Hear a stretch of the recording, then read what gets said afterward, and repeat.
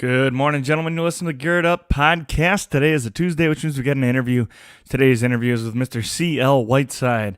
You're going to learn a little bit about him in just a few minutes. Before we do that, make sure that you are following this podcast on social media. Our strongest presence is on Instagram, but we also have a Facebook account and a Facebook community called the Gird Up Community on Facebook. It's a great place for men to interact with each other. Second, if you have any interest in supporting this podcast financially, you can do that either on our Patreon account. Information about that is at the end of the podcast and the outro. Or you can choose to sponsor episodes like this one. What that means is you write a check to the Gird Up podcast, and then we will talk about your company or your group or your organization or whatever it might be in a short advertisement before the podcast actually begins. You're going to hear Pastor Steinberg talking about his podcast in just a second. It'd be that type of a setup. Or third, if you can't give money to the podcast, by all means, feel free to get in touch and ask if there's any other way you can help. Shout out to Paul Young, who has been working on our website and getting that thing together. Go visit it. It's not finished yet, but go visit it, see the cool things that he's doing. Thank you, sir, for helping us out. You're doing an awesome job, and I appreciate it so much.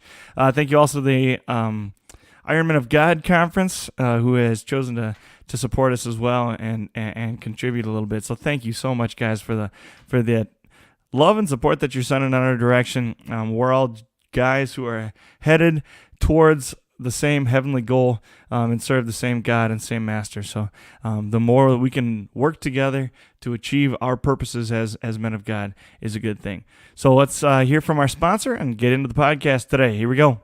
Today's podcast is sponsored by the Christ for Disciplers podcast. I'm Pastor Paul Steinberg, son of Ken and father of 5 sons. Each weekday on the Christ for Disciplers podcast, I apply God's Word to raising the next generation. Take 10 minutes each weekday to listen to the Christ for Disciplers podcast and get direction and gospel power to disciple the youngest generation. Subscribe to the Christ for Disciplers podcast by going to christfordisciplers.com or searching on Apple Podcasts, Google Play, Spotify, and whatever else. christfordisciplers.com.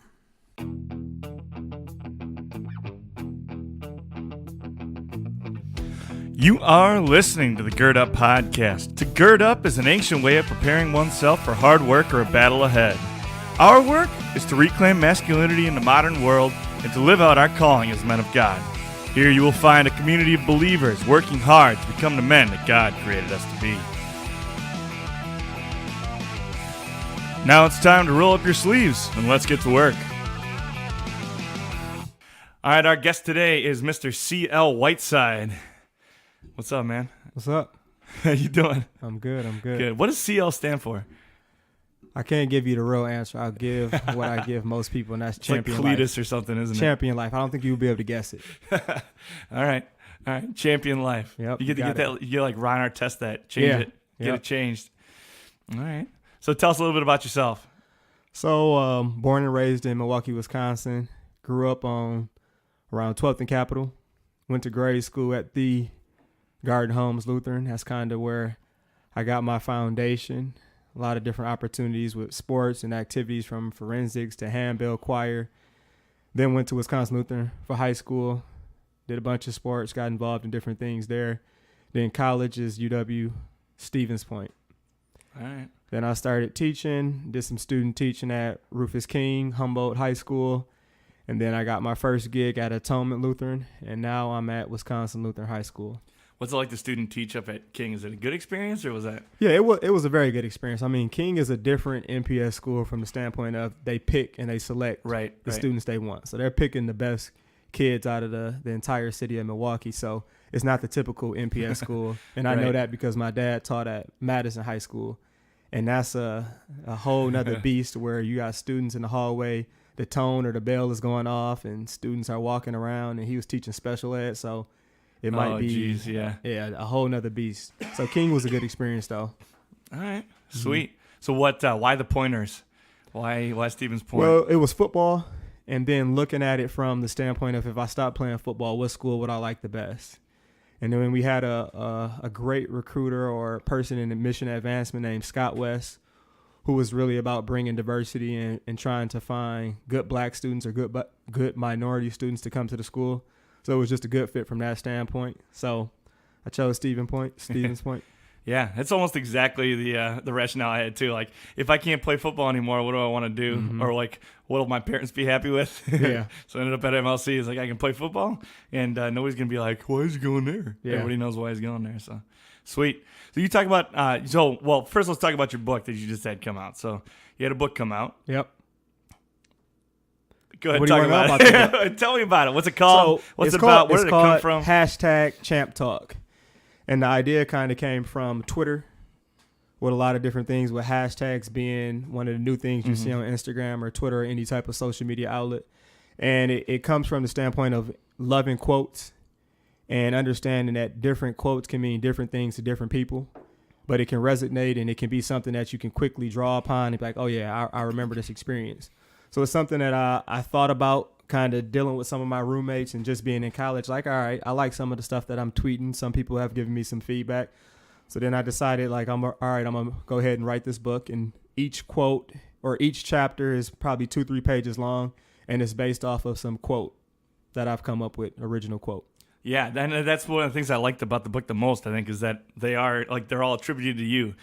There's a lot of books that, like, just about every book in the world has a quote somewhere in it, where they're quoting somebody else. And there's a lot of people that decide they're going to write their own book, And that's really all it is just paraphrasing and quoting other people's knowledge and wisdom. And it drives me nuts. I hate that. Yeah. But yours did not do that at all. Like, it was all original thoughts. So, like, where is this just like a collection of stuff that you like thought about and wrote down or tweeted at some point, or? Yeah, I think a lot of it came from tweets that I've done before, and then I think, especially during the writing process, I tried to make sure that I really wasn't reading anything else. And if I was reading something, I wanted to be more so it had to be something that I heard in the Bible or in a sermon, or that I experienced it personally, or something that I was observing from a student or a friend or an athlete. So that's where I tried to get that from, because I didn't want to be persuaded, because, I mean, we're all persuaded in some way, but I wanted it to be my original, authentic thoughts. Yeah, that makes sense. That's awesome. So if you could, if you could pick your favorite quote out of there, what would it be? Like, if there's one that was just like, if I had to narrow this down to one, what would it be? That's a tough one. I think I would go with the first one, and I guess it kind of ties in with the show and what this is about. Boys push down the trash, but men take out the garbage. That probably was the first one that I can remember that I finished the selection and the writing process with that one. And I like that one from the standpoint of there's a difference between being a boy and a man. And in our society, you can get drawn into different things and get pulled in different directions. And there's a different way that a man's going to handle something versus a boy. A boy, most of the time, is just going to go with the easiest way, do something that's quick. A man is more so going to see a problem and handle that problem versus pushing it off or pushing it to someone else. They see it and they handle it. Yeah. And that's something that's learned. Like, that's not innate in us, right? Yeah. Like, that's not something we're born with. So you talked in, I think even in that chapter right there, you talked about your dad quite a bit. Yep. And how your dad was influential in you. And you even talked about, that's not part of my story is this struggle with no male figures in my life or whatever.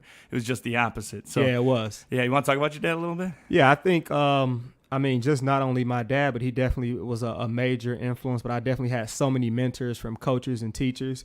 But I guess what I saw from my dad was someone who understood how to work. At times, my brother and I, we make fun of him for how much he talks and how much he might be on people. And then we like, did we get that from him sometimes? How he can be a pit bull with going and talking to people and checking up on things and maybe be even a little nagging.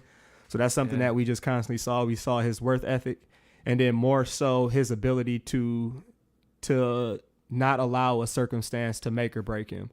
Because his situation was a lot different than us. He didn't grow up with his father.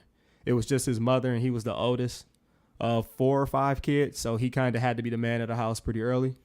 So that was something that we didn't have to struggle and deal with. He allowed us to be a kid. But I remember even when we were kids, some of the stuff that he would have us do from the standpoint, I remember we had a lawn business and we went in the hood and we went into projects and we were cutting grass. That's something that, our mom probably would have been like, no, don't take my babies and do that.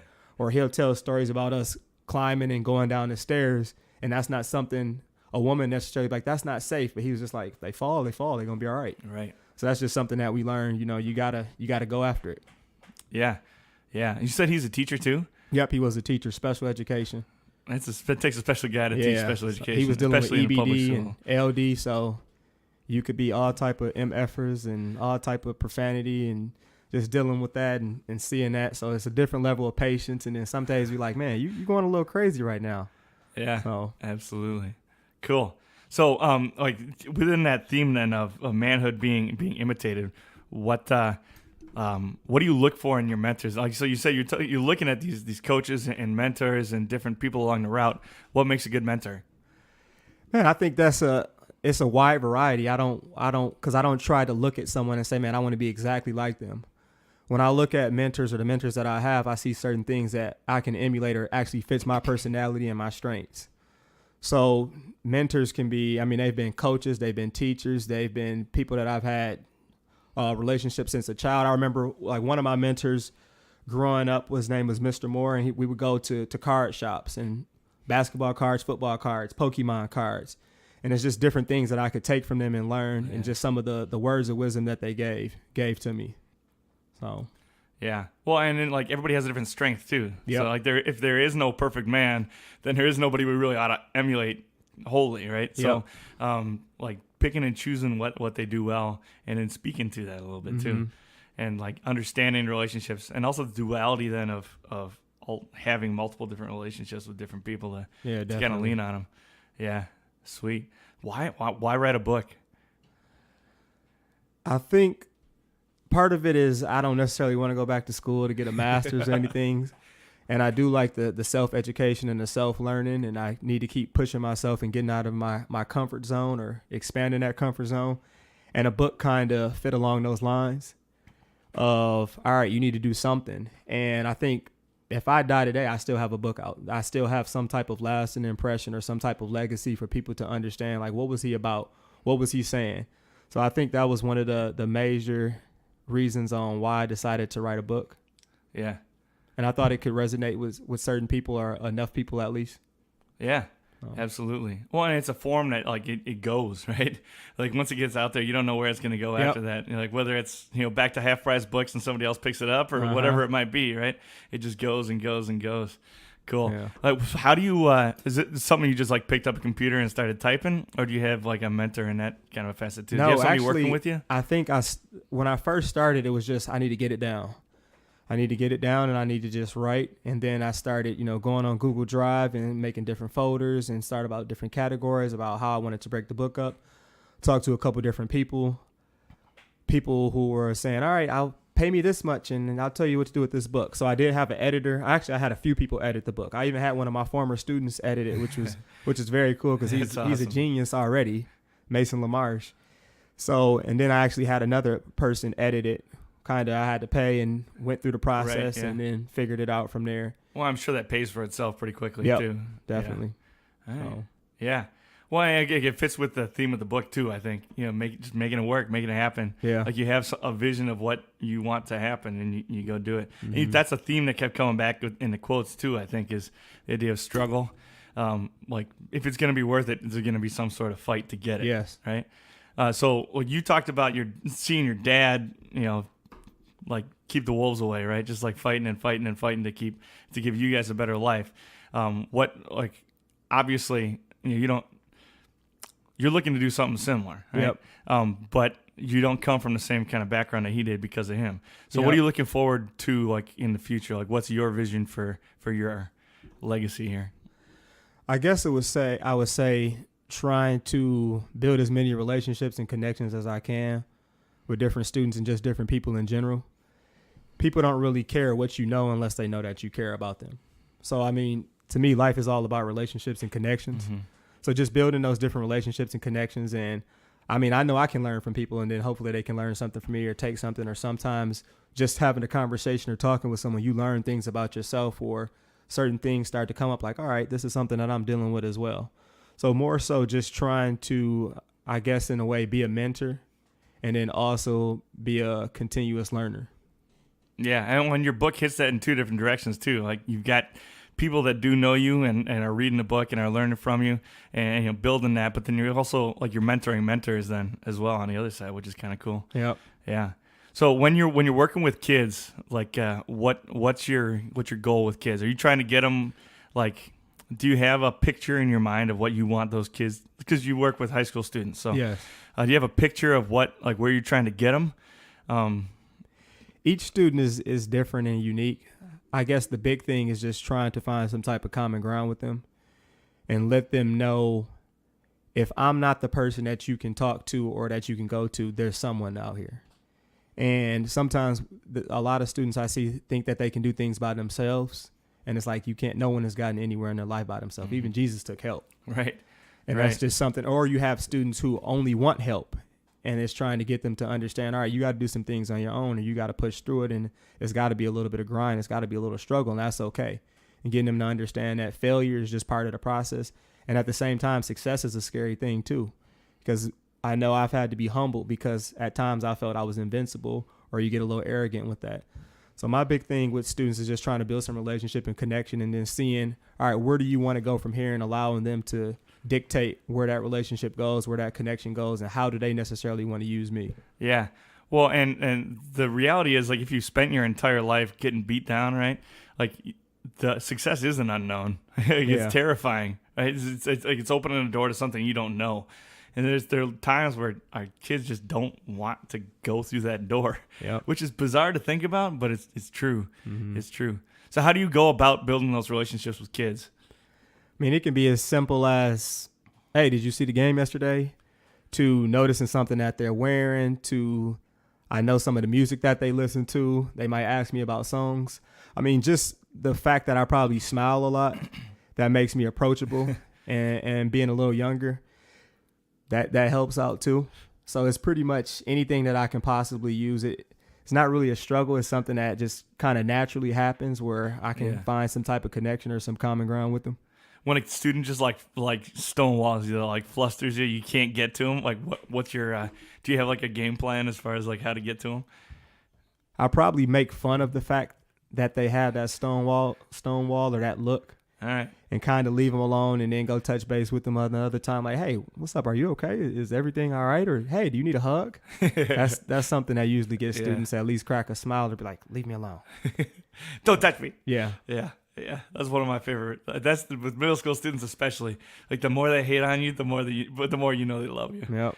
Yeah. The more shade they're throwing at you, mm-hmm. the more then you know there's something there. Because otherwise they'd ignore you. Yeah. If they acknowledge you, there's something there. And that's just amazing too, of how much students actually are watching and looking at what you do.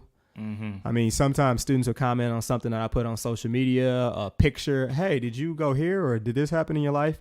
So I kind of do the same thing with them, of just asking like, hey, how was your weekend? And it's amazing how some of them just like tell you everything. Yeah. So how transparent are you with them? Like, how much do they know about what's going on in a daily life? I think my athletes know a lot. It just depends on the questions that they ask. I tell most people, if you ask the right questions, I'll tell you anything for the most part. So I can keep it pretty real with them, and I can be very transparent with them, like, hey, this is what I'm doing, or this is what I'm not doing.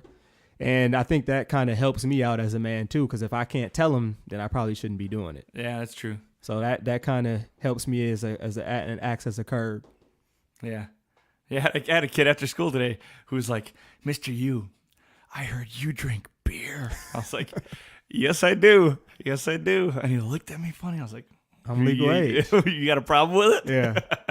You shouldn't drink beer, but I can drink beer. Exactly. He's like, does your dad drink beer? Well, yeah. So why is it weird that I drink beer? Mm-hmm. Yeah, good stuff, man. So watching your dad as a teacher, like, so my dad was a pastor. I remember watching him all the way through as a kid. Like, by the time I actually realized what was going on, like, I understood his job. I think from the day I finally understood it, I was like, nope, not for me. Yeah. So why did you become a teacher? Well, honestly, it probably came from the fact that I knew I wanted to coach. Okay. And I knew that coaching and teaching went hand in hand. So I looked at it from the standpoint of, if you want to be a head coach one day, most likely you need to be in the building, you need to be a teacher. And then I thought about it, if I didn't get paid, what would I want to do? And I thought, well, teaching does not seem to be that bad. The relationships you can have, the amount of laughs you can have. I mean, every job has its good and its bad, but that seemed to outweigh the bad for sure. Yeah. Has that rung true? Yeah, most definitely. I mean, the kids that I work with are awesome. Some days I just tell them, like, man, y'all made my day all right today. Today was a good day just because of the conversation that they brought, or the energy that they brought, or the joy that they brought. The good days definitely outweigh the bad days, and it's it's definitely rewarding in that aspect. Yeah. How when you have bad days, is it more like on your end, or is there more on the kids are just like knuckleheads? Well, I mean, kids are going to be knuckleheads, so sometimes Right. it's actually like it's comical. Like, man, I cannot believe he did that. The bad days might be, or I mean, I really don't even have bad days because I don't. You take it home and you breathe and it's over because you only can control so much. Yeah. So it's not a lot of bad days. Sometimes it might be a little much is when you get the parents and the student made a really bad decision, and then you have to explain it to the parent, and the parent might not be totally on board. But I mean, that's very, very rare. Most of the time they know their kids and they understand, like, all right, this is what they had to do. So those tough decisions you get used to making because you got to do what's best and you got to do it the right way. Right. Well, and when you're planted firmly in who you are and what you believe, particularly for us, when you're planted in Scripture and you know what's right and wrong, it makes all those decisions way less stressful. Yeah, it definitely. You just does. look at it and you say, like, hey, this is the truth. Like, this is the word of life. This is how we roll. And if you're not gonna it just is what it is. Like, Yep. if you're not gonna, you knew what you were getting into when you came to us. This is the way it is. Yeah.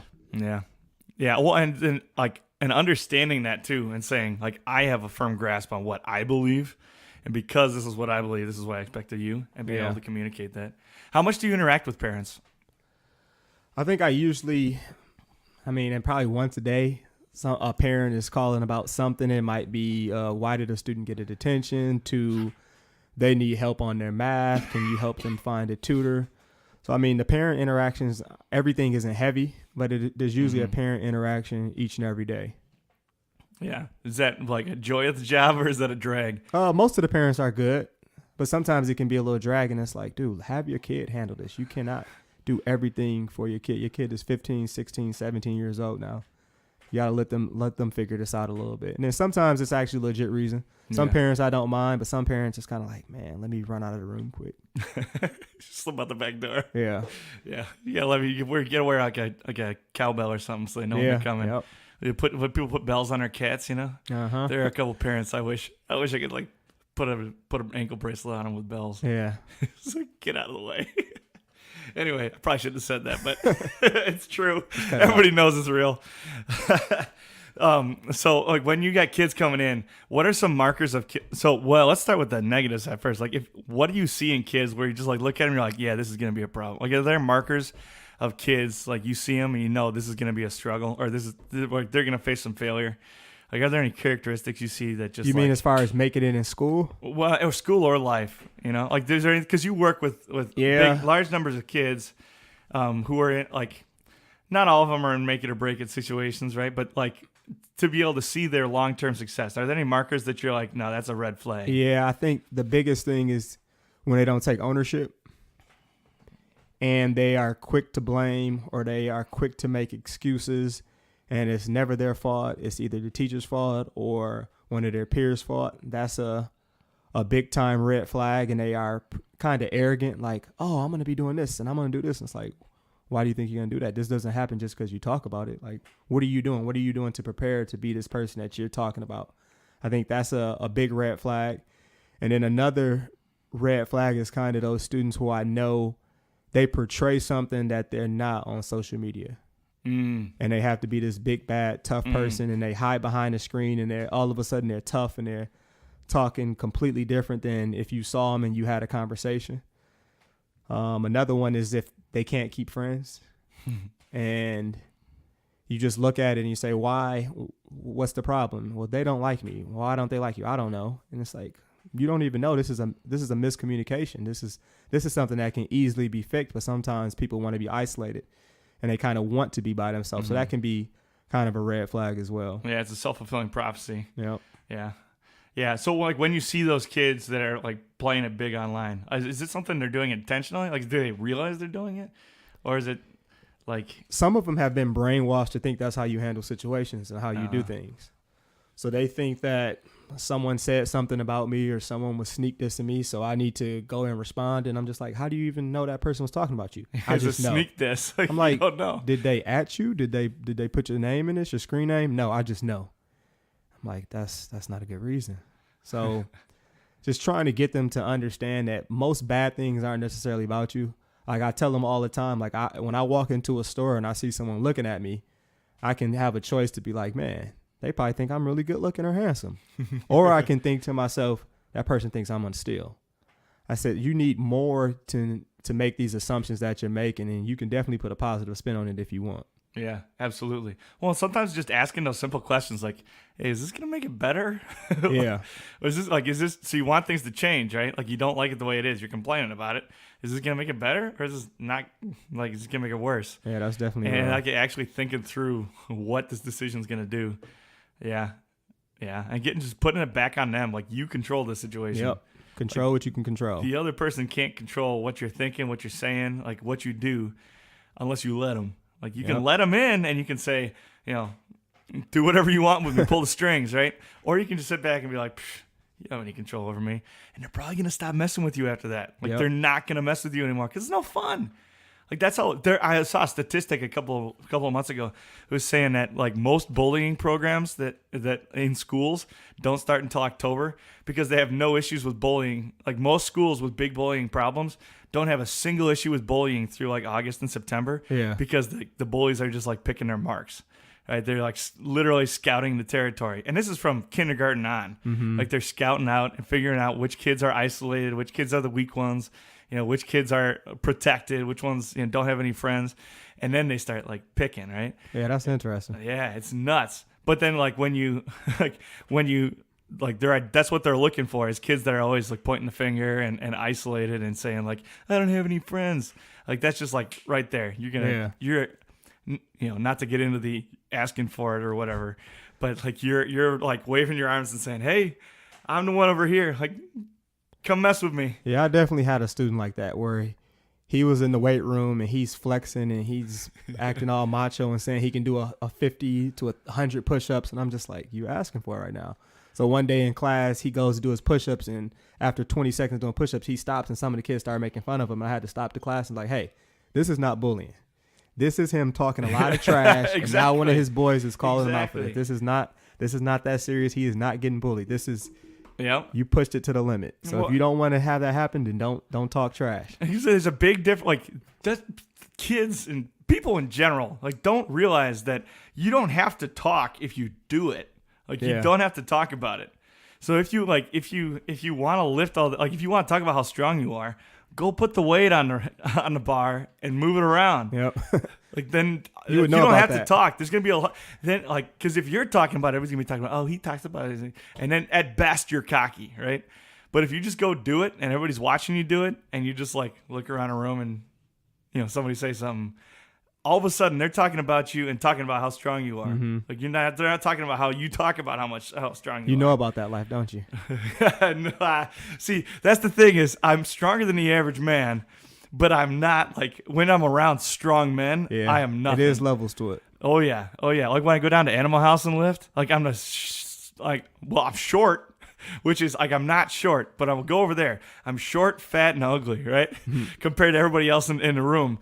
But, like, that's also where I make my most gains, too, for sure. Because, like, during January when, Wisco's out half the time and WLC's on break and I just can't get in there. Like go over to Animal House, and I think January every year because I go over there for a month in January every year. That's what like I just throw on strength like crazy, just put on muscle mass. I get thinner, and as soon as I start working out somewhere else, like I'm doing the exact same workats, and I just start getting fat again and whatever because there's no motivation. Yeah, because when you're the strongest guy in a room, like when you're like a massive fish in a little tiny pond, there's no threat. Like there's nobody to keep pushing you. Yeah. That's a struggle for me, man. Like that's one of the reasons I don't work out at Wisco very often. Yeah, is either like I would rather be in a room alone than a room surrounded by people that are like weaker than me physically, because then I start getting cocky. I'm like, man, like I better go check out that mirror pretty quick. It's just like, and then I start thinking all that when I'm the smallest guy in the room, or when everybody else is lifting more weight than me, or looks better than me, then I like have something to drive after, and I'm like I can focus. Yeah, it's a struggle. So what do you do? Like well, this is a big sideways turn here, but what do you do for your workouts? I switch it up. It kind of just depends on what I feel like doing that day. I do some cardio. Like today I did cardio, TRX bands, some push-ups and abs, and got out of there. Some days I do like a HIIT workout. Some days I do some legs. Some days I do upper body and focus on that with weights. Some days I don't touch a weight at all. Some days I go in the gym and just try to do a bunch of drills. That terrifies Some days I me. do plyos. So it's like a combination of what do I feel like doing today? What is my body telling me? A day in the gym without touching a weight just sounds terrifying. Like that would be so. You got your pull-ups and your chin-ups at least. That's true. What I'm saying is that would be super challenging. Like that would Yeah. be, I'd be sweating. Like because if we're not doing that, then it's going to be like calisthenics or some sort of cardio of some kind. That's Yeah, if I'm not sweating, I don't really feel like it was a good workout. yeah. I'm the same way. But I also spend like 45 minutes warming up. So Oh. Yeah, I well, try to because be in there otherwise I 45 hurt minutes. myself. Because you can't throw that much weight on without like actually Yeah, that's true. warming up a little bit. Yeah.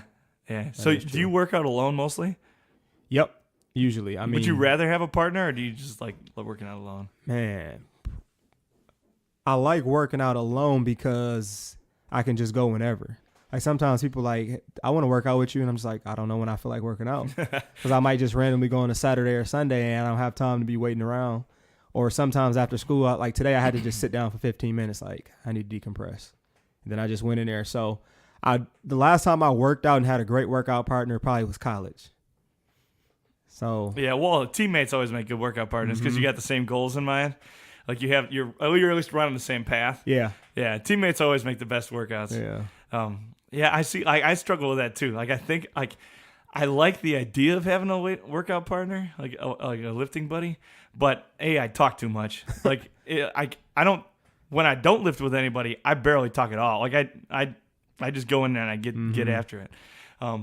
Then when I have somebody that's gonna push me and like drive me a little bit, whether or not they can actually lift with me, like if they're gonna get after me at least, Yeah. and get me moving, then I'll lift with them. But I like kind of shun guys that like, hey, because there are a fair number of people that are like, I want to work out with you. It's like, do you really?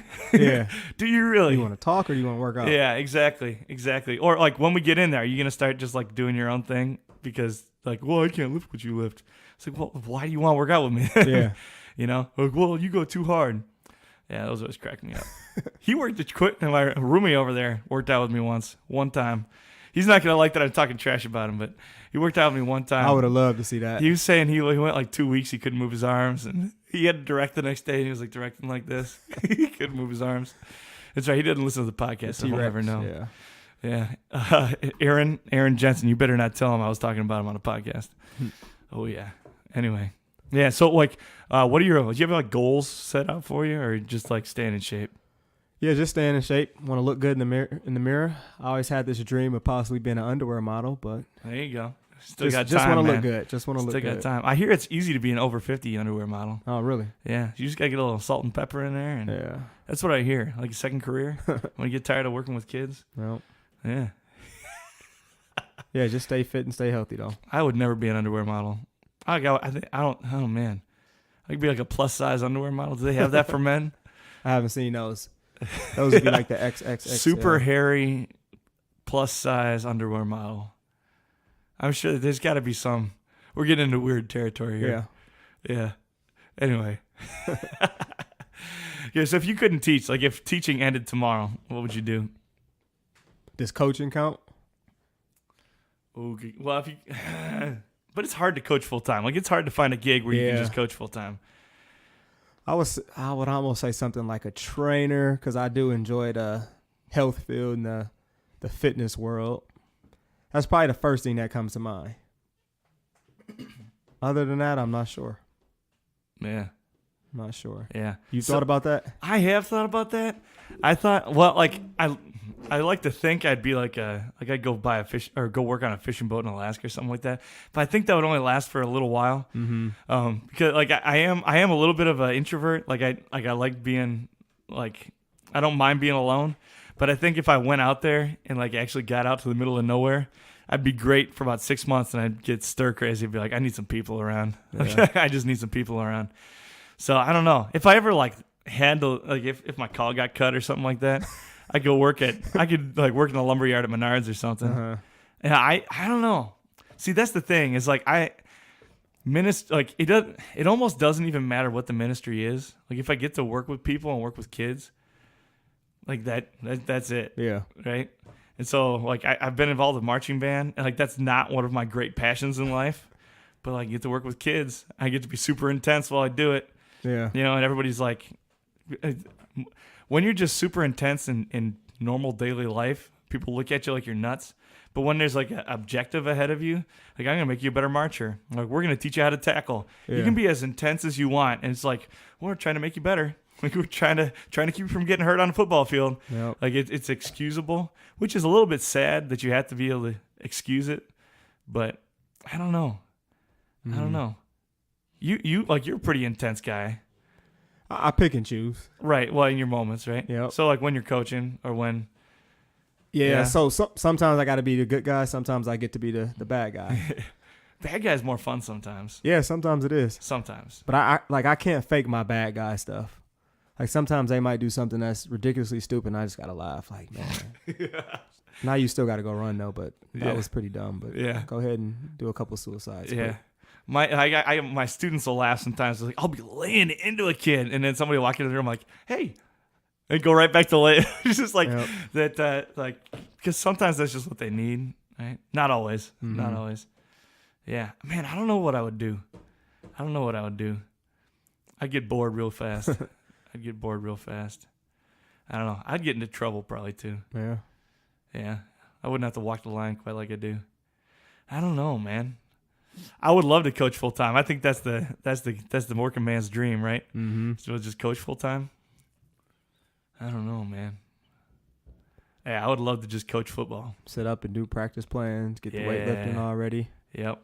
Man, that would be the, like, to have a life where you only got to put dress pants on Sunday. That'd be a pretty great life. Yeah, just showing up in sweats. That would be sweet. I've gotten used to the dressing up world now, though. Yeah, well, I mean, I like it to an extent, but there's some days where you just like, just don't want to wear chinos, you know? Yeah. Like, you just want to relax. Yeah. I don't know. You like the dressing up part, though. Yep, I do. I mean, I do too. I would admit that. You wear bow ties and stuff, right? Yeah, bow tie Tuesday. I've seen you wearing bow ties. Yeah, that's every Tuesday. Pretty much every Tuesday. Where'd that come from? Is that just you like alliteration? I don't know where. Just digging bow ties. I don't know if I got that from Hoff, the other assistant principal. Man, Hoff. Yeah, Hoff's the man. Yep. He'll come with the pink pants, the red pants, yellow. He'll do it. He'll do whatever. Yeah. My favorite thing about Hoff is watching that part creep up his head, and as it gets higher and higher, and then all of a sudden 1 week it'll just go back down, and then start creeping back up again. Yeah. Man, that guy's an intense guy too. Yep. In his moments, at least, he's just a great guy to be around. He is. Yeah, his kids are incredibly talented. Yeah. I would say working with Hoff, he didn't even like work with me directly, but just being around him, I gleaned more from that guy than maybe anybody else. Maybe Spruer a little bit more, but I also worked with him a lot more directly than anybody else. Yeah, he's a great guy to be around. What is his role at Wisco?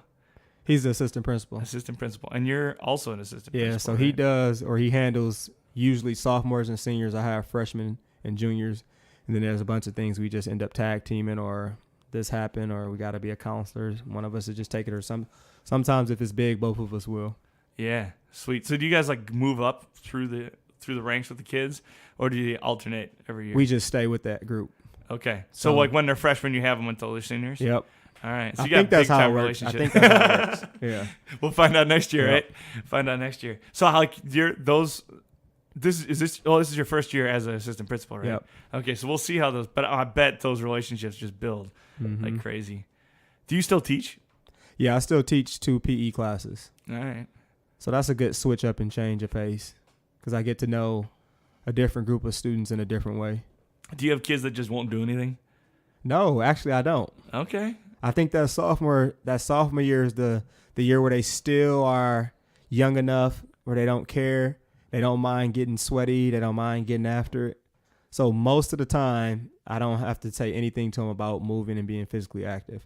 And we do so much switching up, and our curriculum has changed for PE that it's pretty hard not to want to move with some of the things we do, because we play with this huge Omnikin ball, which is probably your size, and it's just a huge ball, and they kind of have no choice but to hit it and to get active and get to playing.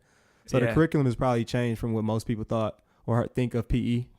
It's not like sitting there around throwing one dodgeball at 50 kids. Yeah, that's true. That's true. Oh, that's fun too. Yeah. Teacher versus students dodgeball. Line them up against the wall. Mm-hmm. Oh yeah, that's a good way to take out your. I shouldn't be saying this over the internet either.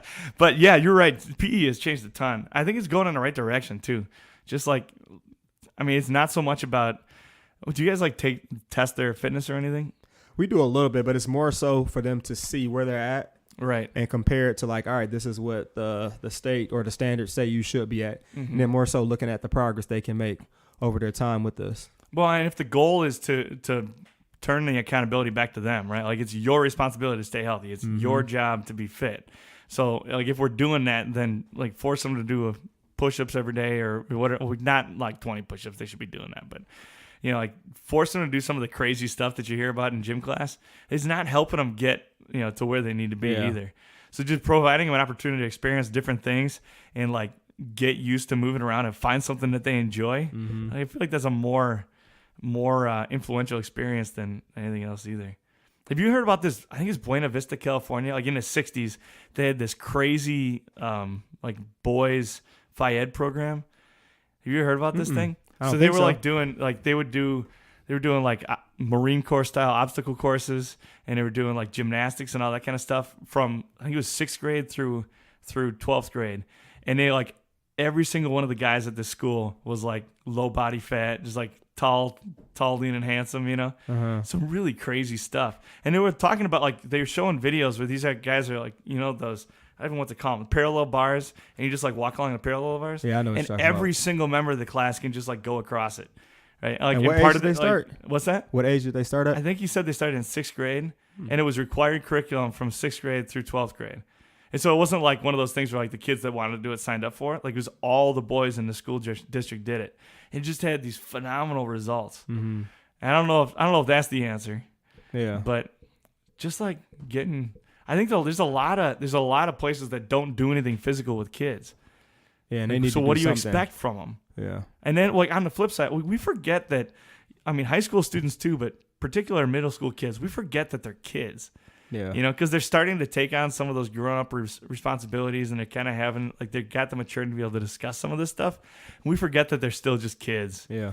You know, like they should have responsibility, but they should also have time to just be kids too. And move around and definitely be active. Yeah, like we telling them to sit down and shut up just isn't helpful. Whether you're actually telling them that or just like hinting at it, you know, implying that that's what they should be doing. Like, it's just not. They can't do it. They can't. It's not that even if they most wanted adults to. can't do that. Well, I can't. I definitely can't. Yeah.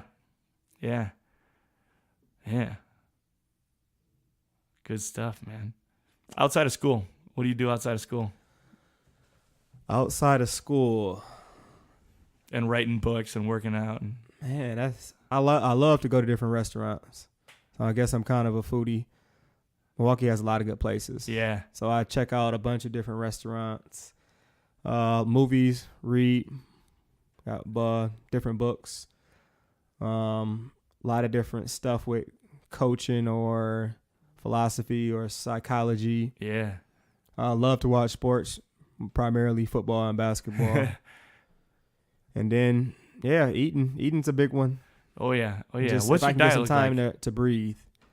What's your diet look like? Yeah, like today I had oatmeal for breakfast. Lunch was I just had a smoothie just because I didn't like anything. Our lunches are usually very good at school, but I didn't like anything. So all I've had today was oatmeal and a smoothie. But usually it's something for breakfast like oatmeal or some fruit. Yeah. And then whatever they have for lunch. And then dinner is, I don't know. Some days I throw something together. Some days I go with the crock pot. Some days I'm going out to a restaurant. Some days I get I just need to make breakfast quick. Yeah. Like some eggs and some. Absolutely. So. Yeah. No, I'm a mostly meat guy. Mm-hmm. I eat a lot of meat. A lot of protein. A lot of protein. A lot of meat. A lot of protein, a lot of fat. Yeah. Not a whole lot of carbs. Just because I don't know. It does make it harder sometimes to recover fast enough to work out again. But then it also kind of forces me to do some cardio. Like, all right, I can't lift heavy today. I better actually go do some, like, move. Yeah. Do some sort of natural movement. So it's good. But, I eat a lot of meat. I don't think I could eat this way if I had a family. But since I don't, lots of meat. Well, like you can feel the difference, like in your body composition when you're eating a lot of beef in particular, but like red meat. When you're eating a lot of it, you can feel like you physically feel different. You feel heavy?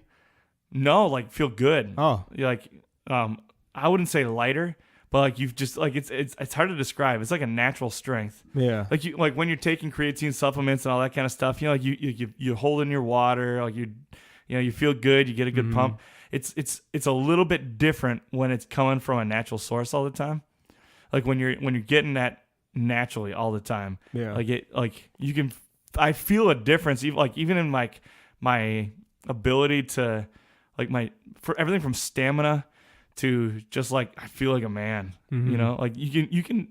It sounds weird, but you can feel how much testosterone you've got, right? Like you can totally feel it. Yeah. And you feel different. And so then when I like every once in a while, like when I just run out of money at the end of the month or whatever, and I can't eat the way I want to, and I start going back to eating like more. It's not that I don't eat veggies or anything, but when I start eating more of that kind of stuff, more veggies and carbs and less of the meat, I feel my energy starts to dip.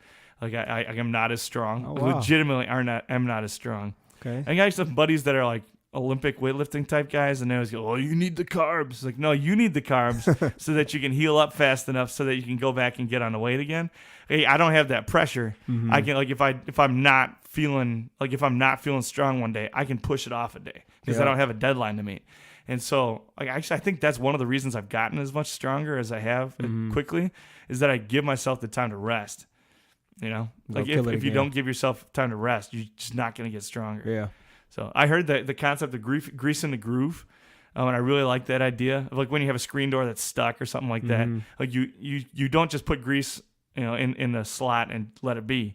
Like you take the thing, you run it back and forth over and over again until it runs smoothly. Yeah. It's the idea of all your natural movements, whether it's squatting or deadlifting or pressing or whatever it is, grease in the groove and grease in the groove and grease in the groove, so that when you do put the weight on, your body already knows what to do, and you're not like consciously thinking about all the different. But that's something you have to maintain.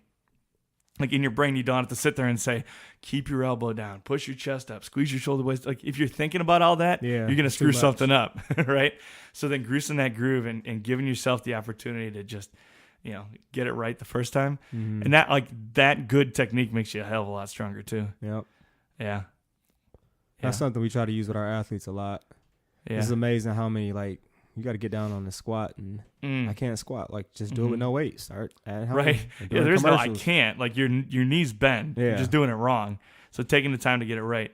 And that's a peer pressure thing. And that's not just high school kids. That's anybody who shows up in the gym. Like there's this pressure to throw a ton of weight on. And I'd be lying if I said I didn't feel it. Well, like you walk into the gym, and like again, not that I'm a huge dude, but when I walk into the gym, people expect you to put some weight on, right? So when you're in the weight room for an hour and you haven't lifted above your body weight yet, and the whole time you've been in the gym, you know, and people start like looking or whatever, and then you start throwing weights on, and they're like, but like it's in my head, and it's probably not even true. Like they're probably not even thinking that. Yeah. They're probably not even thinking that. But like it's like it weighs on my mind. Like, man, I should probably put some weight on soon because I'm embarrassing myself. But the reality is I can't get stronger if I don't do it right. Yeah. You know, it's just not worth it. Too much hurt. If you don't work out for a couple of days, like what is your do you feel it? Do you start dogging a little bit? Like if you don't work out for a couple days? No, usually I can come back pretty fresh then. But I don't know. I probably only at the most it'll be a week, but that's probably intentionally then. Okay, yeah. And I usually come back with a little more pop because I'm super fresh then. Yeah. But yeah, I don't take too many days off. Three days at most probably. Yeah, I'm the same. Like I try not to take days off at all. But when I do, like I try to be like intentional about it too. So like if I know I'm gonna have to take a Thursday off or something like that, then I'll like put a little extra effort in on Wednesday. Yeah, kill it on Wednesday. Which sometimes kills Friday then. Yeah. Because then you have just enough time to get sore before you walk back in the weight room again. Mm-hmm. Yeah. But I don't know. I always that is something I struggle with. Is if I get out of my routine, I start struggling. Like it takes me a while to get back in the routine. Yeah. Especially with the major lifts. Like if I get out of that routine, like I can't just throw weight on and squat if I haven't been squatting consistently. Yeah. It's tough. Yeah, I'm the same way with that. Yeah. Maybe that's just the way your body is. I don't know. I can almost dunk a basketball again. I'm really excited about that. Oh, so you got some pop. You got that explosiveness back. a little bit. I'm knock-kneed. So, like, keeping my, like, that's an intentional thing I have to do in the weight room is, like, working on keeping my, like, my groin and my inner thighs and, like, that, the inner side, I can't remember what they're called, but the inner side of your quads, like, keeping those loose and not letting them tighten up, especially after I squat, so that my knees don't, because, like, when those ligaments tighten up, like, your knees bend in, right? And bow-legged people are the opposite. Like, those outer muscles get tight and it's, or the inner, yeah, the outer muscles get tight and squeeze, and that's why your knees bow out. So, like, being intentional and cognizant of that and saying, like, you got to keep it right. Like, that all plays into it. Like, it's not as simple as just showing up and lifting. Yeah. There's a lot that goes on. But, like, you can say that about anything. Yep. That's I think that's why people get passionate about stuff. Like, they find something that piques their interest and they're willing to kind of obsess about it a little bit. That's something I talk about with kids all the time too. Like, whether it's weightlifting or football or basketball or music or whatever. If you really want to get after it, you have to get a little unbalanced, right? Yeah, very like, true. if you really want to be good at something, you got to be a little unbalanced. Well, I think it fits with, like, we were talking about two-sport athletes earlier before we hit play. Like, you were talking about two-sport athletes, they're better teammates. But you also have the ability to kind of compartmentalize and say, like, this is what I'm doing now. Yep. This is what I need to get after. Like, later it's time to do homework, so that's what I get after. And then later in the year it's going to be basketball season. I'm not worried about football during basketball season. Like, I got to get after basketball season. And that's a skill that carries through for life. Definitely does. Yeah. Do you want to talk about that a little bit? Like, why do you want two-sport athletes? The time management aspect, the ability to have different roles. Because sometimes you might be the man in basketball, but you might be a role player in football, or you just learn certain things. Like, football is the ultimate team sport. Like, basketball is a sport where you can be really, really selfish because people only look at the people that score the baskets. Baseball can be a completely different sport because it's so individualized, but it's still a team sport. And you have a track, which is kind of the same aspect, but you're constantly working on your athleticism and you're actually preparing for another sport all the time. So right. it's just great to have them be in more than one thing, so it's not all their eggs in one basket, and it just gives them a better experience. Like, you can have success in something else, and you might be good at this. You might be opening up a door, and a lot of times they want to have, like, I want to get a scholarship, but you might just be opening up a door to have a different experience and build a different relationship with someone else, which is something that no one can ever take away from you. So just that ability to understand, all right, be more than this one sport, because you're not going to be this one sport anyway. Well, and I think, I wouldn't say scholarships are necessarily like poison to a kid's mind, but, like, we need to understand that scholarships are like a little bonus at the end. Yeah. Like, it's not the goal. The goal, like, if you want to play college basketball, work your butt off to play college basketball. If you want to play football at the next level, work your butt off to play football at the next level. Like, if you're banking on a scholarship, you're pretty much guaranteed to be disappointed. Yeah. Like, the I don't remember what the number is, but thousands and thousands of people that play college sports, it's like 3% have a full ride scholarship. Yep. In the, like, of all the NCAA athletes. And then you start thinking about, like, NIAC and some of these other, like, conglomerations of schools that get together and put, like, there's so little chance that you're going to end up getting a full ride scholarship that, like, if like, it's not a intelligent goal unless you're Zion Williamson, you know, you're like, a freak. it's just not, unless you are like a super freak, there's no way you can bank on it. And then it also can go away like that, you know, like, you blow out your knee, you know, you sneeze wrong around the wrong assistant coach, like, you tick the wrong guy off, whatever it is, like, it can go away like that because, like, there's so much money tied up into you. Yeah. Like, it's essentially you get fired. Yeah, they have no idea how good D3 sports is either. Oh, yeah, for sure. And they don't understand that point you just brought up. Like, this coach, if he's D2, D1, he can't have you doing whatever you want to do because his family is dependent on this. This is how he eats. Yeah. So that's a whole different ball game when you all of a sudden are you're almost owned in a way. And that's something they don't get. They just see the glamour of whether or not you have a scholarship. Yeah. Yeah, absolutely. And frankly, it's part of their identity, right? Yeah. Like, and so it even goes into the personal realm of, like, what can you do for me in a good way? Like, what can you do for me? Are you going to be like, maybe you're not going to be a star athlete, but are you going to be a positive influence on our team? Like, are you going to make my job easier as a coach? Yep. Or are you going to challenge me as like, are you going to be the kind of kid that shows up so prepared and shows up like so lit up every day to lit up in the right way to do like so like intense? Like, are you going to be that kind of kid who like draws more out of coaches and is like, yeah, like I'm going to prepare better. I'm going to work harder because I see this kid, like this kid deserves it. Like coaches look for stuff like that. And if you're not going to provide that, it doesn't matter if you're a superstar. Like coaches at lower levels aren't looking for that. Yeah. You know, like you don't, it's not necessarily being low maintenance. It's about what can you add? Yep. Like the WAR rating in baseball, right? Like wins above replacement. How many more wins are we going to have because we have you? You know, like what can you do for our team to help us win? Mm-hmm. And again, a life lesson that rolls everywhere. Like teaching is the same way. You don't want people on your staff that aren't going to give you wins. Yeah. You know, if they're just gonna fill a spot, that they're not helping. And especially if they're bringing losses in, like that's really not helpful. Like it's a good way to get on people's bad side real fast. Yeah. So yeah, that win above replacement idea is a big one. Like you can't do everything perfectly. You're gonna fail all the time, but can you be the kind of guy that when they replace you with somebody else, you know, they get less wins? I agree. Yeah.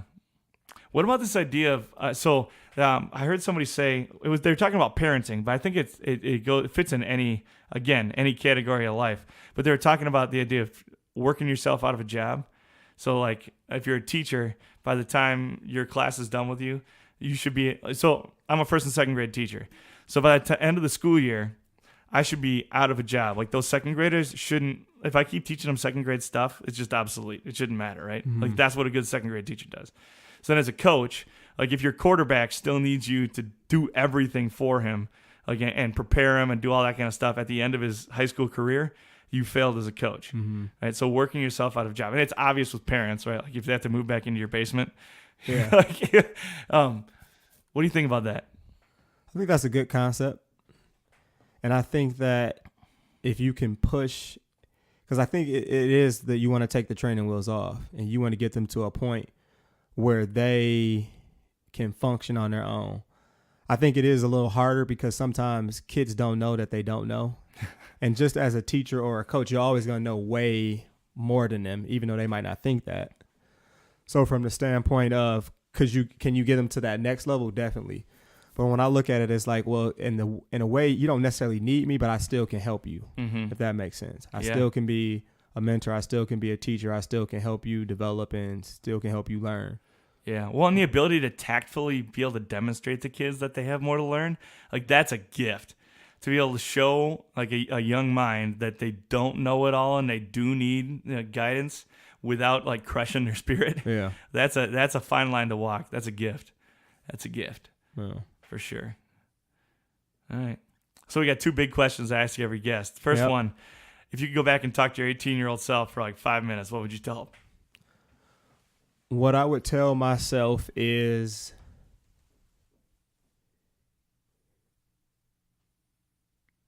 especially from like a sport standpoint is more so don't be afraid to fail and really push yourself to the point that you are going to fail. Push yourself to a certain limit.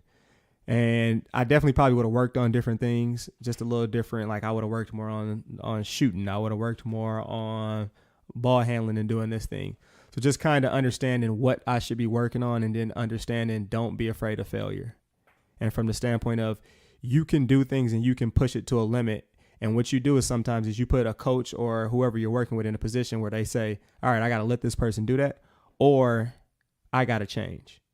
And that's something where you just kind of learn about yourself. So that's probably be the biggest thing. Yeah, I like that. Like I can either let them do it or I got to change one of the two. Yeah, putting yourself back in the driver's seat. Yep. Putting yourself back in the driver's seat. Good. All right, last question then. What does it mean to be a man, or what makes a Christian man?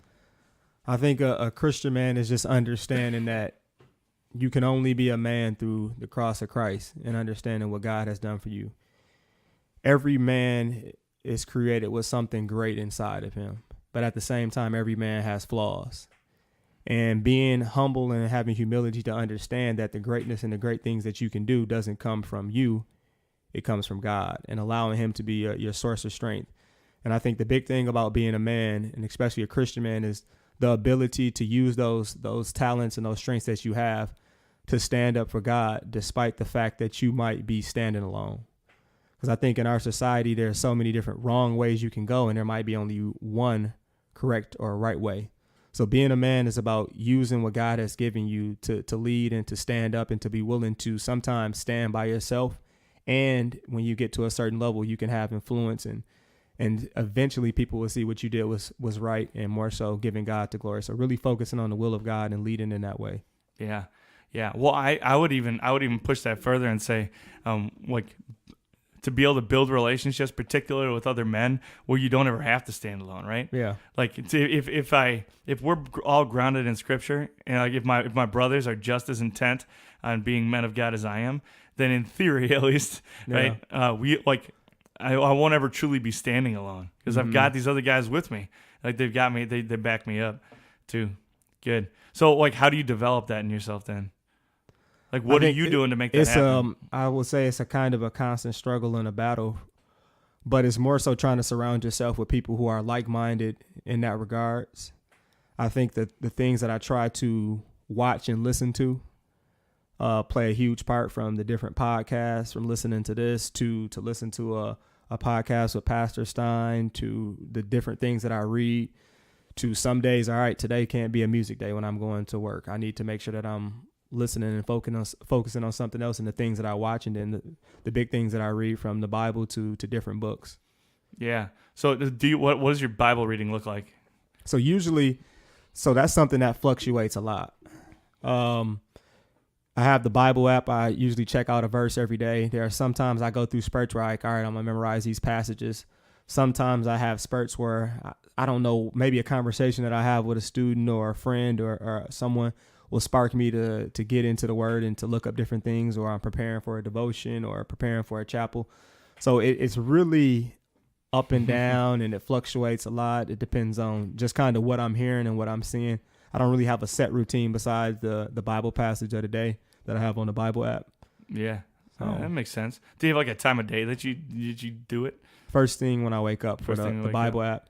But for the other things, it kind of just depends on if I got an interest. I'll probably put a note in my phone real quick, or if I have the time right then and there I'm able to make the time right then and there, I'll do it right then and there. Yeah, that's awesome. So you talk about like books and podcasts and stuff, and we talked about books a couple of different times, but like podcasts, like what do you like to listen to? I listen to this. I started checking this out.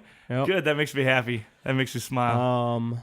Lewis Howes, what is it called? Success is a School of Greatness. Okay, yeah. Another one is Success is a Choice. Alan Stein used to have a good podcast, but I don't think he's put out any new material because he's been writing books and on the Twitter world. But I used to listen to that a lot.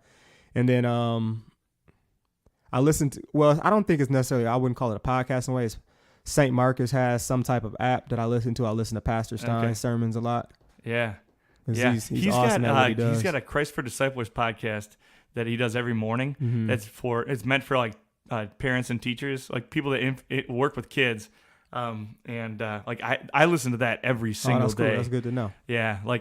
That legit is like, I advertise for him for free because I like it so much. Like, how can I pay you back? We gotta, like, I just love it. He does such a good job. He's conversational and like brings good topics into. Yeah, for sure. That's every day when I get into my truck. That's the first thing that comes on is the Christ for Disciples podcast. But yeah, it's good stuff. I like the. I used to listen a lot to like Order of Man and the Art of Manliness and those, but I think I've gotten away from some of those because like it's a lot of it's surface level. Yeah. Like the Order of Man does a better job because he gets kind of into some of the spiritual realms. But is it supposed to be spiritual, or what is it supposed to be based off of? I mean, yes, it's generic enough that it won't offend anybody. He's also one of them's a Mormon, the other one's a Jehovah's Witness. So even if they did get super into like their faith, then I probably wouldn't listen to it anymore anyway, because they don't believe the same things that I believe or we believe. But they do touch on like in the Order of Man podcast, he talks a lot about like the foundation of faith and the effect that it has on your life, and he's spot on. And like their morality is essentially the same as ours. Yeah. And so like coming from a place of faith and saying this is what I believe and this is how I act because of it, they touch on that fairly often. But they don't get into they don't get into like what does it really mean to like the reality of, you know, as a man of God, like I've been created in God's image and I've lost that identity. Yeah. Right. So trying to win that back is really the struggle we're locked in. Right. I love that John Eldridge talks about. Have you ever read Wild at Heart? Yep. Yeah, that's a good one. But he talks about like the questions you have to answer. So like women are always asking, am I enough? And men are always asking, do I have what it takes? Right. Mm-hmm. So like if you look at the original sin, and you can make arguments about whether or not this is accurate, but I really like the idea behind it is the like he talks about like Adam showed up in the garden and he was God's gardener, right? He had dominion over everything. It was his job to make sure Eve didn't mess it all up, right? Yep. And what's the one thing he didn't do? Like he wasn't there to, even if he was there, then he really failed. Mm-hmm. Like his job was to protect Eve from anything that might come her way and tempt her. And then Eve, you know, like she was created from Adam to be Adam's like helpmate, right? To fulfill him, to fill in his gaps, right? And then she like totally failed on that. She wasn't enough, you know, for him in her sin at least. So that's kind of the lie that's being told. But I really like that idea of like understanding that as a like God created me in his image, like a shared DNA with God. And so like there is no understanding who I am as a man. There is no like manhood without Jesus. Yep. Like there just isn't. Like anything else is wrong. Like it just isn't accurate because that is my definition. Like that is it's my identity. Yeah. Is the child of the Heavenly Father who's fallen. And so that like it just bothers me that they don't talk about it sometimes. So I don't get into it and listen to it as much. But there's actually a group of podcasts that's been getting together on Instagram and start like communicating with each other, and like men doing Christian men's podcasts, whether it's on fatherhood or different ones. And it wasn't like when it first started, I thought, oh, another one of these. But they're like, it's kind of a cool group of just men getting together. So I've been listening to some of those, and there's some good podcasts out there that I didn't know about. I think there's a lot of men's ministry that's aimed at like middle-aged guys who like messed it all up and they're in crisis and like trying to fix it all. Mm-hmm. There's not a lot of stuff for guys like us who are like, when we're not exactly starting out in life, but we're also not old guys in crisis either, you know? So like meeting us in the middle and saying, hey, you're a young man. Here's how you can do it right the first time so you don't have the struggles later on. There's a whole lot of like, now that you've messed it all up, come to us and we'll help you fix it. And I think that's too late. Well, it's not too late, but I think why should we wait until everybody messes it up? Mistakes and like same thing, same reason we work with young people the way we do. Like why wait until they mess it all up and then come to asking us for help? Why don't we just prepare them for the road ahead? So that's a big one. What about books? You talk about reading. The book that I'm reading right now is by Devin Franklin, The Truth About Man. Yeah. Which kind of talks about the dog that we have in us, the lust that every man has, the lust for more, the lust for sex, the lust for power. So that's a good read for sure. He's awesome. I haven't read that one, but I did read The Weight. You read that one? I have not read that one. That one's a good one too. That was a good one too. Like it's all about celibacy. Yeah. And I think the first half of the book, like they barely even talk about sex in the first half of the book. It's all about delayed gratification, which is something I struggle with. Yeah. Like if there's a cupcake sitting in front of me, I'm eating the cupcake, right? Just like and tying that in with just life in general. Like they opened my eyes to like it's not just lust, and like and they also talked in there about the difference between abstinence and celibacy. Yeah, like abstinence is just like deciding not to have sex or just not having sex, even if you didn't decide not to. And then celibacy is like not having sex for like a moral, like for a purpose. Yeah, like. Because I love my Heavenly Father and because I want to have this healthy sex life later on, I'm going to abstain from it, right? I'm going to choose not to do it. But my favorite part of that was they also talked about, like, the reality is celibacy doesn't really count. Like, you're not really doing anything if you're one of those people that has never had an opportunity to sin.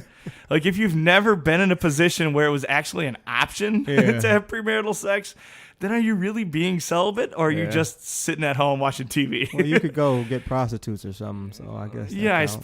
I suppose. But like, like it's really easy for Christians, especially Christian guys, to just like sit at home and be like, well, I haven't found her yet, but I've maintained my purity. Well, like if you never go on a date, you also don't get credit for not doing things you shouldn't do on a date, Yeah. You don't get credit for not doing something if you never tried. You know what I mean? Or that came out wrong, but you know what I mean. Got to that point. Yeah. Yeah, like if you've never actually had a significant relationship, or you've never actually let somebody into the point where you're starting to get emotionally intimate and all that kind of stuff. If you've never actually gotten there, then you can't brag about not going further. I get you. I get what you're saying. Like if you never had to slam on the brakes, you can't brag about your driving ability. Yeah, I don't know. I feel like I'm preaching the wrong message here, but like it's not about pushing the boundary and seeing how far you can make it without sinning. But it's also not about just like locking yourself off from the world and never being involved in the world and never actually meeting other people and never interacting with anybody that doesn't believe exactly the same thing you do. It's about being able to walk in the world without becoming a part of the world. Gotcha. Yeah, for sure. What else are you reading? I try to read one book at a time. I can't do. All right. But before that, I read Men Are Like Waffles and Women Are Like Spaghetti. Something of the title like that. Just talk about the different way that we communicate and the different way that we think. And I just like some of the stuff in there. I was like, yep, that's definitely talking about me. And then some of the stuff was like, oh, okay, that's why women do some of these things, or how they intertwine all of this. Like, how do we get from here to here? Because it's like spaghetti and all the noodles touch, and then this happened to be this, and you thought that one. I'm like, okay, I get it. It helped me understand, especially with communication. Yeah. Well, we think it's a messy world, but it's not. They don't. Like, you know what I mean? Like, it might seem like a mess to us, but it isn't necessarily a mess on their end. Like, it makes sense to them. It doesn't make much sense. It doesn't make much sense to me, but yeah, that's an important thing too. How much study have you done on? That came out wrong too, but how much have you done? A lot of like reading and studying on the opposite sex? I'm doing more. I would say I've done a good share. I don't know what's a good share, but I've definitely read. Well, most people I think do 0. So yeah. I think anything more than that's a decent. Read different books on it, and just an interesting.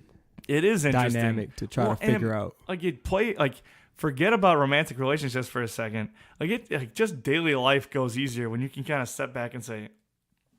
Either sometimes it's just understanding that you don't understand. Yeah. It's just stepping back and saying, I don't get what's going on here. Like we just gotta it kind of gives you a little ability to say, we're gonna just get past this and move on. Instead of because we just get when people don't think the way we think, we get frustrated. That's very true. Yeah. It's something I find myself wondering, like, how do you not get this? And but then I'm like, they're thinking the exact same thing as me. Why do I not get it? Yeah, absolutely. And then when you start actually dating people, there's times where you just go what is going on? It's the classic what did I screw up? But then there's also times where it's I don't know what I did right. I don't know. I don't know what's going on. Mm-hmm. And so being able to break that down a little bit, listen to people that are smarter than us. Yep.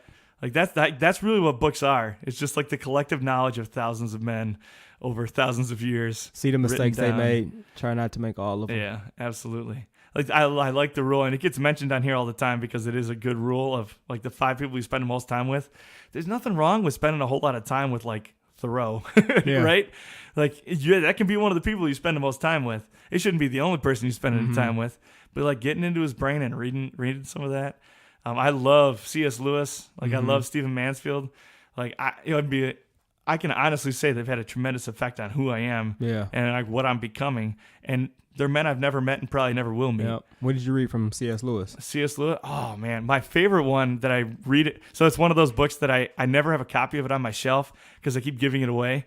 But The Abolition of Man. Okay. And it's so he breaks down have you ever read that one? Mm-mm. So he breaks down I think it's an English textbook or a reading textbook in the elementary grades, and they start talking about what is it starts out as a language lesson, where they're talking about whether or not what value is what and all that kind of thing, but he really digs into how subtle little things can change the way people think, and particularly the way young men think about themselves. So if you say if you say that if you're looking at a waterfall and you look at it and you say, it's beautiful. If you claim that that's a feeling, like it's not an absolute, it's not actually beautiful. It's just you assigning some, subjective value to it. Yeah. Then there really is no value in anything, anywhere. Like if there is no absolute, like if that's all just feeling, then like saying, hey, you're a good man, then that's all opinion too. Then saying that's an evil man, that's also opinion. And so then like you get into this weird messy, so there has to be absolutes, and those absolutes have to come from somewhere. Yeah. Right. And so that gets into the spiritual realm then of saying there is a Heavenly Father, there is a God, and He does order all things, and we do know absolutes of what is right and what is wrong.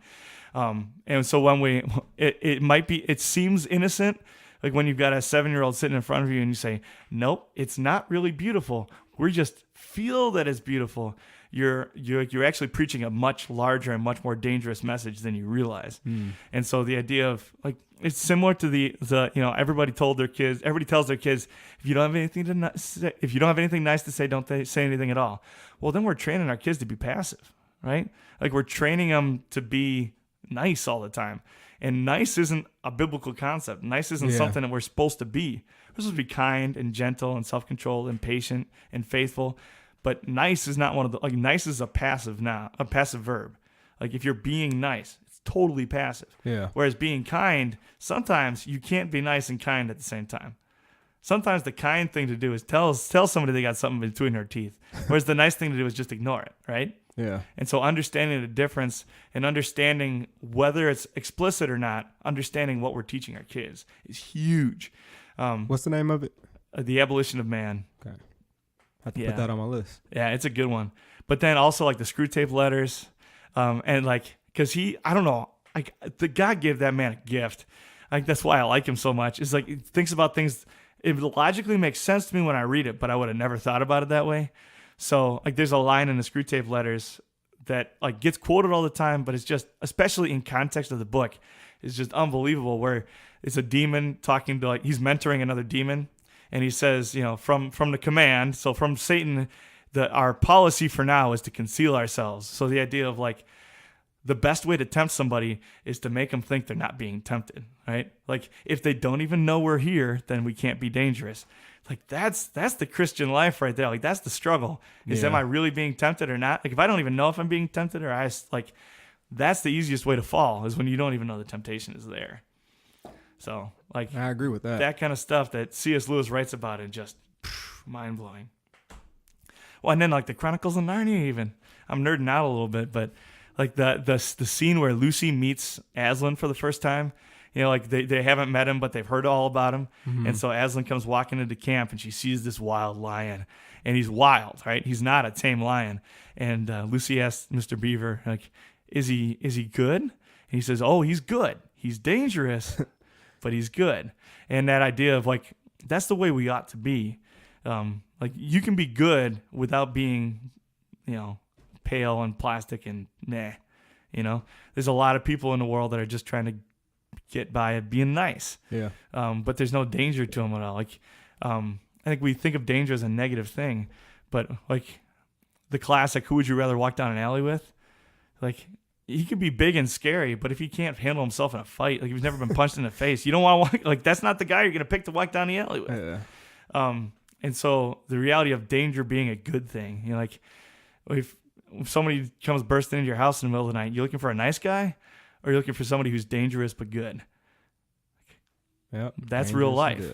That's real life. And so understanding that and then chasing after that instead of chasing after this plastic, bland, vanilla, nice Christian guy that our church likes to paint. Like that's why men don't want to go to church, because they don't want to be a pussy. Like if that's what the message of the church is, then we feminize men, and then we don't. Then like when crisis happens, we go, where are all the men? It doesn't work that way. You can't. Double standard. Yep. Absolutely. Yeah. Yep. You don't want men to be men until you need men. That's and real. Then, like, same thing, like, when you think about a dog. You keep a dog, and everybody has, like, you have a big German Shepherd in your yard. And everybody goes, like, isn't that dog dangerous? And you go, darn right he is, when I need him to be. Like, he's not dangerous to my kids. He's going to be dangerous if you try and break into the house. Mm-hmm. That's exactly the way God designed men. And so understanding that and playing into that. Thoughts on that? What do you think about that? Am I right or am I crazy? Yeah, I think so, especially from the standpoint of like, what does it mean to be a man? And that is trying to figure out how to channel some of that aggression or some of that. Because, I mean, I guess there are a number of different things that could go either way. That could be too much or it could be just enough. So figuring that out, because definitely at times I'll be like, well, you should have been more aggressive in this way, or why were you passive in that? And I think that's the trick or the fine line of figuring out, all right, when is that time to step up? When is that time to show that danger that you're talking about and figure that out for sure? But I think that's something that every man is kind of always battling or figuring out, like, all right, is this the time? Or, man, I lost it a little too much. So yeah. Well, like in the kids we work with, especially coaching, like intentionally, that's part of coaching, is putting your kids in environments where they're going to fail so that they can, fail forward, right? Yep. So like if no kid ever fails in your drill, then it's not a good drill. Like it has to push kids beyond their limits. Yeah. Not every drill, but like they're not going to get better without challenging them. And so when you put the pressure on a kid like that over and over and over again, like either they're going to fail and just give up, right? Like they implode, or they fail and get angry and then they explode, right? Or then you have the rare kid who on his own naturally, it's probably not on his own naturally, it's probably something he learned from his parents or somebody else around him, who like grits his teeth, puts his head down, goes and gets it right? Yep. Find a way. Right, find a way. And so like understanding that, and like I think there's a lot of our culture in general like frowns upon, like it depends on the where you are too. Because like different like facets of culture and different socioeconomic places and cultures and everything within our American culture, it changes too. But like there's a lot of places where you see that aggression and they just go like, that's what's wrong with boys, is the aggression, right? Like, no, that's something that's great about boys. But when it's out of control and unharnessed and they don't know how to control it and everybody around them's telling you it's bad, like that's terrifying to a kid. Like, this is part of me, this is who I am, and it's not about getting it under control. Well, it should be about getting it under control and channeling it. But when everybody else is telling you it should go away and it shouldn't exist, that it's not a good thing, it's not part of you, like that's a problem that needs to be solved. Yeah, that's definitely one of those things where that can be a different strength that God has given someone. And figuring out, all right, how do I use this to glorify God? How do I use this to fulfill the purpose that God has given me? Because like you said, that's kind of like that intensity. Some people are drawn toward, and the only way they're going to move is from that intensity. And at the same time, sometimes it's that, all right, what am I going to do to, like you said, channel it or to make it that it's usable and actually helps and not hurts myself? Yeah. And then the sense of self to be able to realize that too, and especially as a younger person, to be able to look in the mirror and say, all right, even if you can't put your finger on exactly what it is, but to say like, all right, I know I shut down when things get hard. So like when you're put in positions like that, to be able to mentally say like, okay, I'm not going to shut down. I'm going to fight through this and we're going to make it, we're going to create a new reality. Some of what we were talking about before, like find a way, right? Like having the sense of self to be able to say, yeah, I get angry when this happens, and not necessarily avoiding that situation, but like coaching yourself through and getting other people to coach you through those spots so that you come out on the other side equipped to go do it again. Yeah. Like when we just avoid, like that's LeVar Ball syndrome, right? Like you don't prepare your kids for the road, you prepare the road for your kid. Yeah. Like you're not doing them any good. You're not doing them any good at all. Because sooner or later, either you're not going to be there or it's going to be something you can't wrangle. It's something you can't wrestle for them. And they're going to have to deal with it. And they're going to be in a crisis because of it. It wouldn't have to be a crisis if they knew how to deal. So, yeah. LeVar Ball. That guy. I don't like that guy. What do you think of that guy? A lot. I thought at times he was genius because I was like, he cannot be serious, though. I think he is smarter than most people would think because, as you see, he's kind of because he's successful at it. Like there's so many people that do stuff like that and don't get where he got. Yeah. Like there was strategy to that. Like you can't deny that. Definitely was strategy. Like he wasn't as bad as he tried to portray all the times. So I mean, can't knock him too much from the standpoint of him trying to push a brand and make a different movement and have them take a different path. It's just, I mean, to make it to the NBA is awesome. He's not probably as good as he would have thought, but he's probably made enough money now where the family's going to be okay. And then they got LaMelo Ball coming up who will probably get drafted in the first round this year, or in the next year. Yeah. Yeah, well, I mean, that'll be, and that's another one of those, like, he all that talk about all three brothers, like, he's not going to make it, you know? Yeah. Like, I'm sure he's a valuable part of your family, but he's not going to make it as an NBA ball player. Yeah. So like all that comes kind of crashing down too. So the only thing I don't like about him from the standpoint is not even that what he did was genius. It's just that it gives a platform or it makes parents think that they should do that, and they don't understand that their kid is not 6'6" and is a great athlete. So they look at him and say he did it, so I'm going to follow this blueprint. When really that blueprint that's a rare blueprint that anyone should follow, because a lot of times it's just going to hurt your kid way more than it helps them for sure. Yeah. Well, what's the middle kid's name? I can't remember the middle kid's name. Is it LiAngelo? Yeah, something like that. I think it's LiAngelo. Like, yeah, you're right. Like, it's crazy. Crazy. 2 out of 3 is great though. 2 out of 3 in the NBA. Yeah, well, that's phenomenal. It's better than I'm gonna do. Yeah. Yeah. Well, I say like it's just. Charles Barkley was talking about that too. Like the shoe brand was destined to fail. So I think, you're right. But you think about how much money they made in the meantime. Like the fact that they're getting like they have members of their friends and family that are taking off with $2 million, and they like didn't notice right away. Think about how much money must be bouncing around. Yeah. You know, like it was successful. The whole point was to get famous and make money. Yep. Like 20 years from now, they're going to do a 30 for 30, and then they make all that money again, right? Like they're not going away because now they've created a stir. They've created something, and now like they have platforms going anywhere, and they can go anywhere they want with this. Yeah. Like they've already got TV shows. Like they're doing reality TV.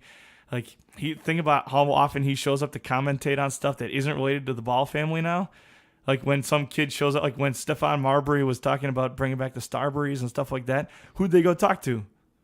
LeVar Ball, right? Like he's there now, and so he's kind of been like he's achieved what he wanted. Yeah. Like now it's a lot easier to make a lot of dough. Mm-hmm. Yeah, pretty Can't crazy. be mad at that. Not too mad. Yeah, you can roll your eyes, but you can't be mad Yeah. about it. Yeah, that's part of the deal. Part of the deal. We get the freedom to live how we want to live. He gets the freedom to live how he wants to live too. Yep. Yeah. All right, man. So with your book here, how do we get a hold of your book? My book is on Amazon and Barnes & Noble. Amazon and Barnes & Noble both have an electronic copy, but if you want the hard copy, that's on Amazon. So you just go on Amazon.com, type in #ChampTalk. You could even type in Champ Talk, and it'll pop up, all one word. All right. Do you have did you get signed on with a publisher or something? Or? I did not. I self-published. All right. Mm-hmm. All right. Is that something that's expensive, or is that pretty easy to do? No, it doesn't cost to sell any of the books. It's just that they'll take a percentage off and pretty much roll with it. Like Barnes & Noble does? Yep. Barnes & Noble and Amazon. All right.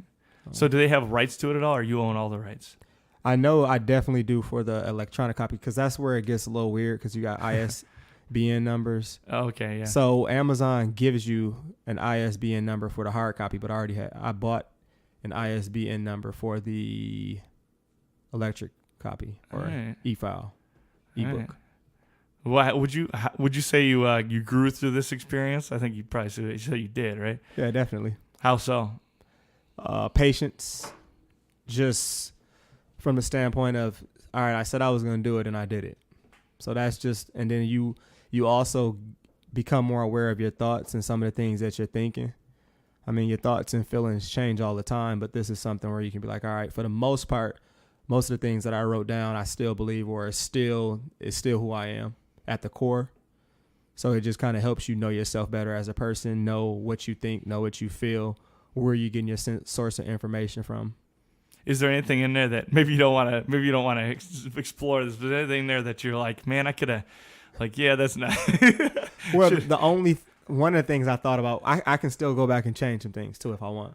But one of the things I thought about was just from the standpoint, I have a selection that talks about if you want to make it and play college or play a college sport or college basketball, college football, the amount of time you need to put in. I think I gave a number like you need to make this many shots, and it's probably like you need to make like 500 to 600 shots. I think I probably put like 200-300, but I might up in that number. Probably was the only thing I thought about. All right. Well, that's pretty good then. Yeah, that's pretty good then. Yeah, sweet. Are there any other projects coming along with this?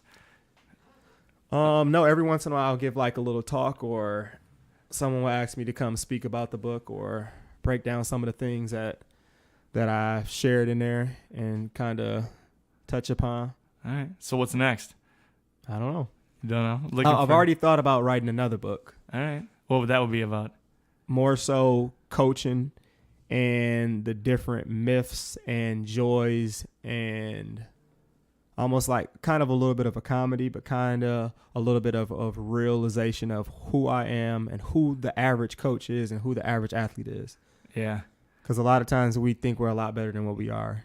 And then I hear kids all the time talk about, man, if the coach let me play my game, I would be a lot better. And it's just like, you're not that good. Yeah. And that's something I realized about myself when I got to coach. Like, I just wasn't that good. Like, I can try to blame the coaches and say, man, my coach would let me play my game, I would have did this. But why would he? We won a conference championship. Like, it was good enough, and kind of just hammering that point that, you know, being a great middle school player or being a good high school player, that's okay. That's enough. You don't necessarily have to be a great college player or make it to the pros to have a great career. You're having what most people can't even say they had. Right. Yeah. Well, we forget that averages are the mass of people. Yeah. Like, most people are average. That's the definition of average. Yeah. Yeah. I would say I was the same way with leadership. Like, I thought, like, I was the captain of the football team in high school. I walked around thinking I was a big deal, you know? And then, like, coming out of that and going to college and coming out of that even, and just like looking back and going like, man, yeah, I wasn't that valuable. Mm-hmm. It wasn't that valuable. I could have done it a lot better. Yep. Yeah. Definitely. That's the beauty of growing, though. Yeah, well, it makes me a better, I like to think it makes me a better influencer, if that's the right word. Yeah. But, like, it makes me, I have more insight to give now. Like, when I interact with kids who start, like, have a little bit too big of a head and they think there's something a little bit more special than they are, mm-hmm. I don't necessarily need to sit them down and say, well, I once thought I was special too. Because they're not going to listen to that. They're going to be smacking their lips and rolling their eyes. But, like, to, like, poke them and prod them a little bit and be like, is this really... Like, so like, you say you're a leader. Like, is that really what a leader does? Like, are you really doing all you could? Because that's what a leader is doing all they can, right? So, like, is this really, really maxing this thing out? And most people aren't. Like, I realistically, there are very few things that I'm maxing out. I would love to, but like, I'm working on it, but I'm not there yet, you know? And maybe I probably never will be. Yeah, giving 100% is hard. Yeah, it's very hard to give an actual 100%. Nuts. Yeah, it's incredibly difficult. There's very, very few people who can do it. But the people that can, for the most part, are wildly successful. Yep. Or misguided. Yep. One of the two. Of the two. All right, man. Any last thoughts? Oh, I appreciate being on here, and it's been a good time. Yeah. Some learning and some insight, and it's been a good time. Sweet. Appreciate it, man. Thank you. Oh, if people want to get a hold of you, how can they get a hold of you? Get a hold of me, how so? Like, if they like what they're hearing and they read your book and they want to just like reach out to you. Oh, is there a way to do that? Yeah, you can hit me up on Twitter or Instagram, Champion Life 23. Awesome. What's the 20? Is that your number? No, I just did that after Michael Jordan. So he's Classic. the ultimate winner. So there you go. So I'll copy that. There you go. I like that. Yeah. Sweet. Champion Life 23. You got it. Awesome. Thanks for being on, man. Thank you. Love Thanks for having me.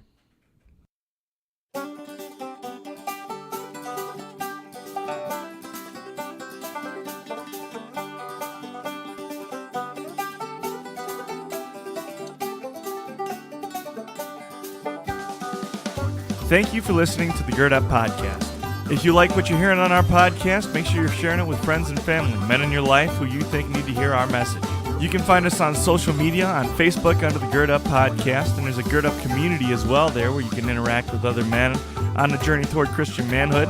You can find us on Instagram as girdup_like_a_man. If you'd like to help us bring our message to more men just like you all around the world, you can hit up our Patreon account. Type in www.patreon.com/girdup. And finally, please leave a 5-star rating or review on whatever platform you use to listen to our podcast, whether it's iTunes or Spotify. What that does is it helps us get more attention in the podcast world and bring more men to our message. Thank you again for listening to our podcast. Thank you for all the ways you support us and help spread the word. Until next time, go gird up and be the man that God created you to be.